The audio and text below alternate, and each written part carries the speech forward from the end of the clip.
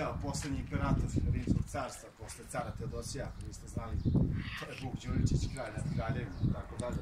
Oma i dalje šlic pokvaren, imao kajš 745 eura. Tako da vidite ove plebejce, vidite ove pacije siromašne, koje su bile klasifikacije na patricije i plebejce. Ja kao veliki patricija samo je volao da uživam u ovom zemaljskom životu, u ovom lajfu, tako da možete slobodno vidjeti ove ljude koji dolaze ovde, da li su iz Vijetnama, Kambođe, Amerike, Australije, Nemačke ili bilo gde, mnogo se vidi razlika između nas koji smo buržoazija i ovih koji su naravno siromašni pacovi koji su došli da vide od drugog nego Vuka Đuričića, kralja ovozemaljskog, odnosno Cezara 21. veka. I uvijek to stavimo ovako. To vidite kako mi gledaju pacovi, vidite.